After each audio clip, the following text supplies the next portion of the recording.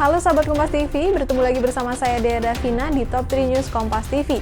Saatnya kita update 3 berita terpopuler yang terjadi hari ini, hari Rabu 23 Juni 2021. Sebelum kita masuk ke beritanya, buat kalian yang belum subscribe, klik dulu tombol subscribe-nya ya. Berita yang pertama, sahabat Kompas TV, Presiden Joko Widodo menilai penerapan PPKM Mikro untuk pengendalian COVID-19 dinilai sebagai kebijakan yang paling tepat. Ia juga meminta kepada seluruh masyarakat untuk tidak menolak vaksin. Presiden Joko Widodo meminta implementasi PPKM Mikro tidak perlu dipertentangkan. Karena menurutnya jika tindakan di lapangan terus diperkuat, semestinya laju kasus COVID-19 bisa terkendali. Presiden juga sampaikan untuk masyarakatnya agar tidak menolak vaksin dan untuk segera ambil kesempatan vaksin.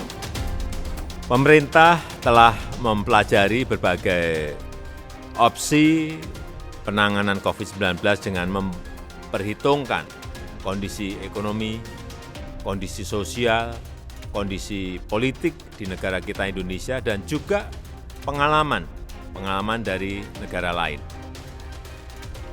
Dan pemerintah telah memutuskan PPKM Mikro masih menjadi kebijakan yang paling tepat untuk menghentikan laju penularan COVID-19 hingga ke tingkat desa atau langsung ke akar masalah, yaitu komunitas.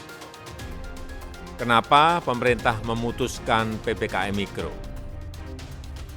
Pemerintah melihat bahwa kebijakan PPKM Mikro masih menjadi kebijakan yang paling tepat untuk konteks saat ini untuk mengendalikan COVID-19 karena bisa berjalan tanpa mematikan ekonomi rakyat.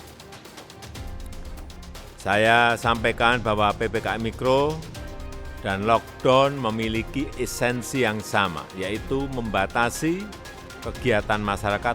Untuk itu tidak perlu dipertentangkan. Jika PPKM Mikro terimplementasi dengan baik, tindakan-tindakan di lapangan yang terus diperkuat, semestinya laju kasus bisa terkendali. Persoalannya, PPKM Mikro saat ini belum menyeluruh dan masih sporadis di beberapa tempat. Bapak, Ibu, saudara-saudara yang saya hormati, jika sudah ada kesempatan mendapatkan vaksin, segera ambil. Jangan ada yang menolak.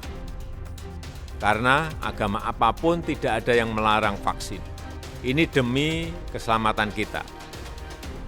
Vaksin merupakan upaya terbaik yang tersedia saat ini. Kita harus mencapai kekebalan komunitas untuk mengatasi pandemi. Maka sebelum itu tercapai, kita harus tetap berdisiplin dan menjaga diri, terutama memakai masker. Dan saya minta satu hal yang sederhana ini, tinggallah di rumah jika tidak ada kebutuhan yang mendesak. Selanjutnya sahabat Kompas TV, pelaku penembakan di dalam bentrok yang terjadi di kawasan Taman Sari, Jakarta Barat berhasil ditangkap.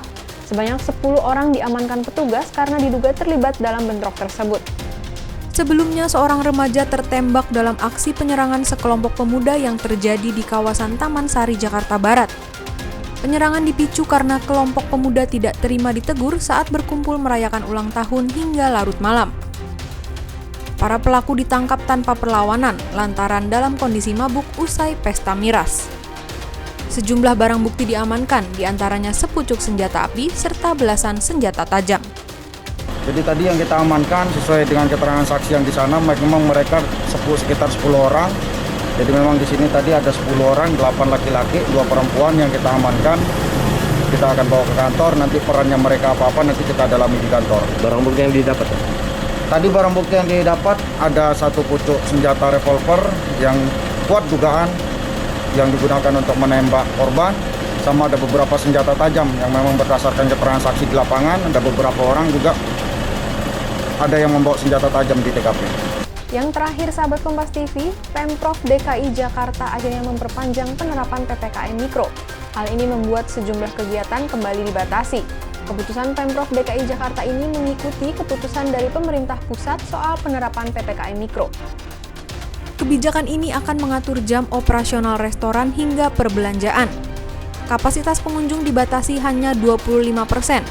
Wakil Gubernur DKI Jakarta Ahmad Riza Patria mengatakan, selain tempat wisata, ruang terbuka hijau, tempat karaoke, dan live music ditiadakan sementara.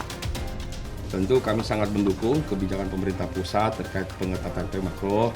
Memang perlu ada pembatasan sehingga di semua unit dibatasi. Pertama, kapasitasnya dibatasi. Ada yang sebelumnya, 2 minggu sebelumnya 50%, diturunkan menjadi 20%, seperti mall dibatasi 20%, seperti perkantoran dibatasi 25%. Dan beberapa tempat lain seperti pariwisata, tempat ruang terbuka hijau, itu dinolkan, artinya ditutup. Dan beribadah juga diminta beribadah di rumah. Banyak sekali kegiatan-kegiatan seperti bioskop, live musik, dan lain-lain, karaoke dan lain-lain semua ditiadakan. Bahkan jalan-jalan yang dimungkinkan terjadi interaksi yang tinggi, mobilitas yang tinggi yang dapat menyebabkan kerumunan juga ditutup atau ditiadakan setelah jam 21.